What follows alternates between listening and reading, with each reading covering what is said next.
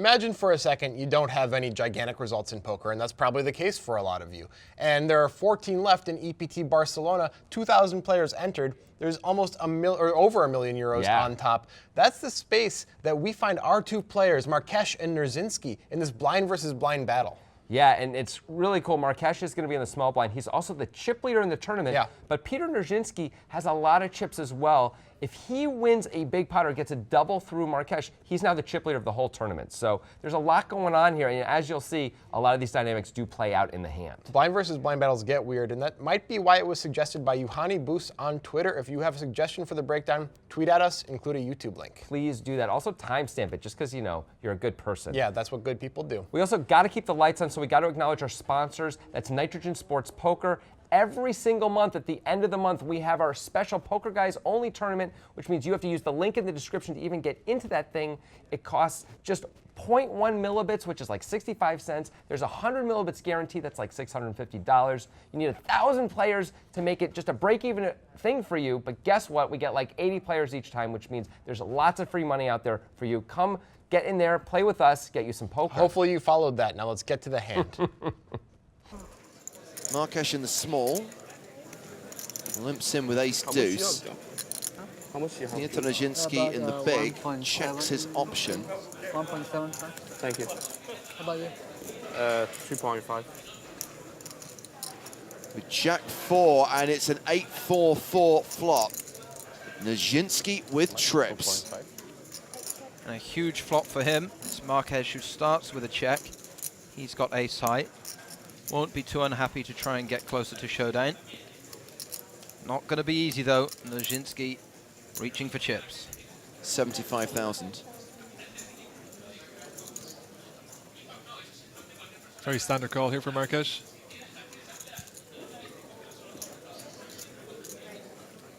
Don't see much merit to ever raising here.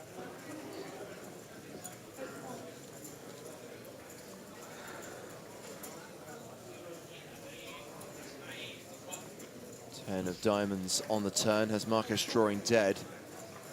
Checks a second time. I imagine Nijinsky might go for a little bit more value. And wouldn't be surprised to see Marques call again. It's very easy when it's a limped pot and you've just checked in the big blind to start firing into your opponent. So he can reasonably expect Nijinsky to be bluffing 5-7s and 6-7s and Jack-9s and 7-9s and heart combinations. There's plenty of bluffs around. Ace high has decent showdown value. And Nijinsky going big on the turn, nearly full pot, 300k into 330k. I think what he's doing here, he's kind of polarizing himself. Like, he's never going to have an 8 for this size. He can definitely have some 10s that bet the flop and how they've turned it, but more often than not, he's just saying, I had over 4 or I have air, and there's a lot of bluffs out there. Marques calls. 5 on the river. 5 river makes things a lot more difficult for Marques because we just spoke about all those potential bluffs. Well, the hearts just got there. 6-7 just got there. Hands like 5-7 and 5-6, which are natural bluffs with the gut shot on the flop, might slow down now they make a pair.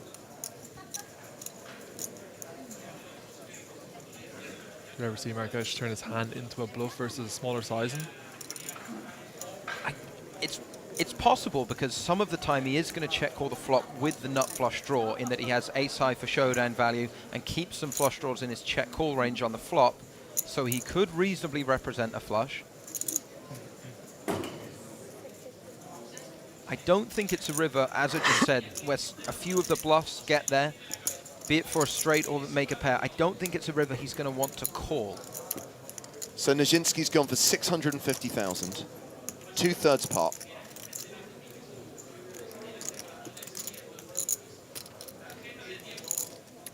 Marques buying time.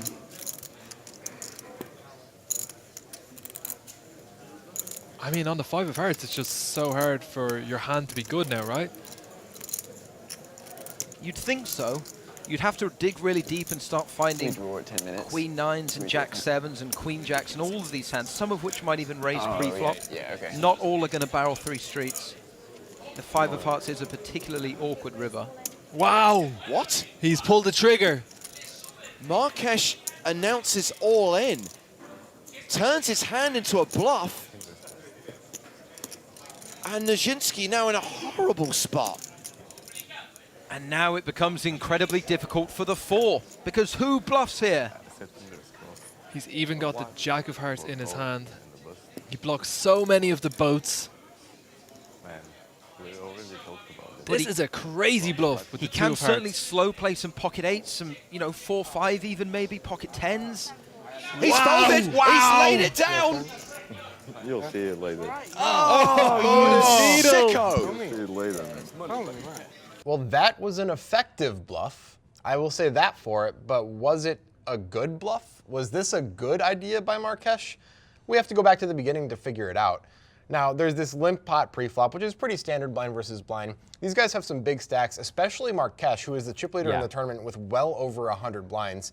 I guess he's been doing stuff like this all along, or some similar version of this. Seems like it. He's also, as we notice, pretty stationy in that he calls flop and turn before he makes his big play on the river. Flop play is pretty standard. Of course it is, Yeah. but my point more is that maybe he's been making a lot of big calls and also making a lot of big bluffs, and it's all working out so far. All right, let's talk about the turn for a second before Yeah. we get to the real pizzazz, which is the river. On the turn, what the hell? Like, why are we calling a pot-sized bet with ace high on this pretty wet board? I mean, what are we really hoping for? It's possible he's sitting there and he thinks when Nijinsky bets, was it 330? 300 into 330. 300 into 330, excuse me, after, by the way, just betting 75 on the flop, basically betting 1 blind on the flop, that now Nijinsky is polarizing himself, which to some degree he is, and he's basically got trip 4s or a draw. Okay, fine. Let's use that range. That's okay? all. That's all I got. Yeah, right? if we use that range, let's think about the trip 4s that he can have. Now, ace 4, oh wait, no, all the 4s, because it was a limp pot. So he has every combo of 4s available in the deck. And by the way, the draws all have pair outs against ace deuce, along with whatever the draw is, whether it be a gut shot or a flush draw, or an open ender now on the turn. There are way too many things that can come on the river that make it impossible to continue stationing. This is a bad call on the turn. This is not a good play. I mean, it doesn't seem good to me either. I don't disagree. I guess if we've seen Nijinsky do stuff like this over and over and over again, we could decide to be making a stand here. I'm not sure why we're making a stand with this hand in this spot. I'd rather have draws to something. I'd rather play this hand more aggressively. At least the ace of hearts, so we could make a justifiable move on the river. Yes, something that makes sense as opposed to the move that ends up getting made, which just feels like I'm going to click this button and see what happens. Although we're going to get to that and see if we really think that when we examine it closer, right? Yeah, and that move, by the way, is kind of representative that there's 14 left in this major tournament. You're going to have to fold a lot. That also means that if Marques thinks that way about Nijinsky's not messing around too much with a pot-sized bet on the turn, making this call on the turn even worse. Possibly, yeah. The fact that Nijinsky bets so much and Marques calls even out of position is another reason not to call, by the way. It just, the whole thing just seems like kind of gross and ugly. And then the way this thing plays out, Nijinsky ends up on the river betting big. What is it, 650 here on the 650 into river. about 900. Yeah, like that's legit. Yeah. And he is now polarizing himself into trip 4s or better when the 5 of hearts comes, right? He's the guy who can have the 6-7. Marques really can't. He's the guy who can have hearts. Marques really can't. It's really hard for Marques to call 300K out of position with just hearts on the turn. He's got to have more than that, Well, right? apparently not. Apparently he just needs ace high with a deuce of hearts. Yeah.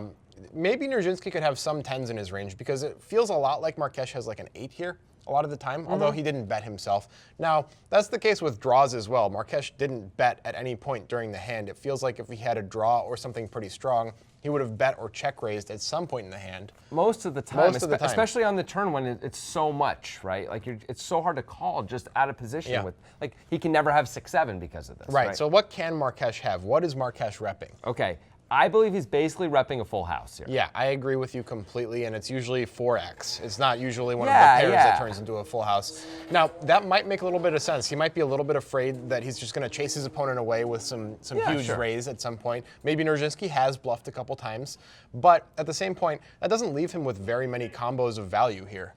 It certainly doesn't. Now, as Nijinsky, we can even eliminate some of those, right? If we decide that Marques really can only have full houses, well, we block a lot of those full houses with a 4 in our hand.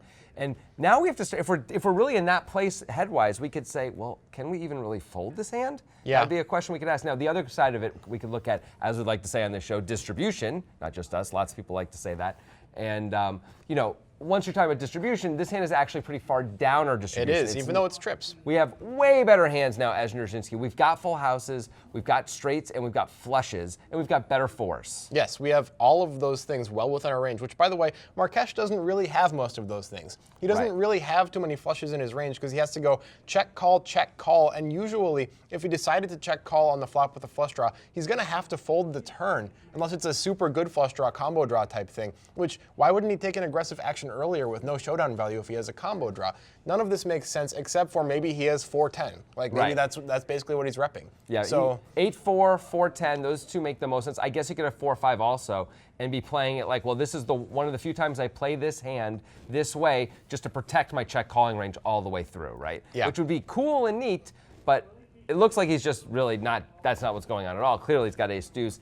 I don't know what, I mean, he has a blocker to a flush and then he has the deuce of hearts in his hand. Great. It doesn't feel like nearly enough. I'd be really worried about getting called by flushes and better hands. Well, right? here's Even though the we're thing. repping just a full house. Here's the thing, Nirzhinsky is entirely uncapped. All he's done is gone bet, bet, bet. He can have all of the full houses himself, right? I mean, he can't really have tens full, right? No, I mean, but he can have Very all the rare. 4x full houses. Yes, he easily. absolutely can. Easily, and he's not folding those. No. So this is not a good time to take this stab when our opponent is completely uncapped and has just gone bet, pot-sized bet, really big bet. I would guess he's also not folding like the nut flush. Right. But that still does leave a lot of hands he might bet the river with and then fold, right? That's all just trip four hands and maybe some smaller flushes. He might have to bet fold those Yeah, as well. maybe. The straight that comes in.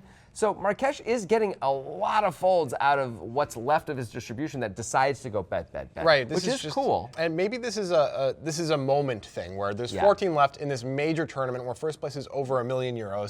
So he's like, well, you've never been in a spot like this before. How can you call unless you really have it? And he's just kind of hoping that Nirzhinsky doesn't have it. But hoping against hope that your opponent doesn't have it is not a good reason to bluff. He needs at least something of significance, some reason, some blocker, something. I mean, there is a psychological thing, though, like you're saying, was you get really close to these things where people just don't want to play a big pot without really having essentially the nuts. And, and he's just hoping Nirzhinsky's going to sort of shrink up, much like the way your facial hair seems to be shrinking up against your face because there's so little of it and it's so badly grown. But try. it's coming. Just keep on hanging in there, I'm kid. hanging in there. It's going to happen. I got to believe it. But so that's really the hope of this. Like, this is too much for you to call. Like, you just have to have the nuts, otherwise you can't call. Kind of a shove. It's not a good reason. It's not a good enough reason, but that does work in certain spots against certain opponents. And if you believe Nirzhinsky's one of those guys, that's pretty good. Nirzhinsky has had essentially no results in his career up till now, up till this event, which, by the way, he ends up winning for over €1 million, I believe. Yeah. Right? So he's doing fine now. But up to that point, it's possible that the money would have been getting to him a little bit too. Sure, not a good enough reason in my book because enough. Nirzhinsky is entirely uncapped. Now, I think Nirzhinsky makes a good fold because of the too. distribution reason, and it's hard to think of bluffs from Marques because we know that he's bluffing, but this is just completely random. This just doesn't make any sense. So if you can't think of bluffs, we're not very high in our distribution, it's fine to fold. It's interesting, right? This is the kind of hand where I think a lot of amateurs would look at this and say, what? How can you fold trip fours? And someone like myself, anyway, would look at it and say, well, I love how Nirzhinsky played every street of this. I think he played them all great. I think he did too, and maybe that's why he ends up winning the tournament because he's pretty good. Yeah. I think a lot of people may ultimately decide or write in the comments that this is not a good fold because when you have trips, you just have to call there. And you know what? In this case, it would have been right. Yep. And Nirzhinsky, had he called here, probably wins this tournament and he wins even more money because ultimately he made a deal when he was heads up for still over €1 million. I think he's going to be okay. No, me too, but he might have just hadn't even, would have had a lot more chips too. We still ultimately think this was a good fold, but let us know what you think, both about the fold and perhaps even more what you think about Marques's play. And if you can come up with any reasons to justify why Marques did what he did that aren't just he felt like it. Yeah, I don't see any reason. The one thing I can personally come up with is maybe he had just a live tell on Sure. Nirzhinsky, and if he has that, then it's much easier to make a play like this. But it's right? hard to have a live tell when the guy is actually pretty strong. I mean, maybe he could get a slight live tell that Nirzhinsky doesn't love that a heart came on the river. On the river, he might be uncomfortable with But the usually a live situation. tell is a bit more severe, like Nirzhinsky's bluffing, and it's more obvious. So it doesn't really feel like that's going to happen either. I mean, I don't know. It's just random, right? But, give us a reason. I would love to hear a reason. We'd like to see what you have to say for sure. If you want to hear about some more random spew, let's talk about Dietrich Fast. Yeah. Now, this guy is a good player, but we felt like his play was kind of random on the river here. Also, this was in the Jeju Super High Roller, so it was like a $250K buy-in. So Something he's like that. taking a real big shot here. If you want to see that, click click right up here. He also does something on the river that you almost never, ever, ever see, which is Yeah. really, really cool. So yeah, definitely check that out. Now, if you want to know how we came to all of our thoughts, decisions, etc. about this hand, it all came from our podcast, The Breakdown, presented by the Poker Guys. That's where we spent a good hour talking about just this hand and all the permutations, all the ways it could have gone, not just the ways it Permutations. went. All the branches down the decision tree, we go down checking them out. So if you want to hear us really get into, what we think about the turn play, for example, that's where you do it. It's on your favorite podcast app, Apple Podcasts, Spotify, wherever you get your podcast. Yeah, multiverse theory. That's what the podcast is about. All the Pretty normal. infinite universal possibilities. It's not weird. It's not weird at all. And by the way, what would be weird is if you didn't subscribe to this YouTube channel. So go ahead and do that right now.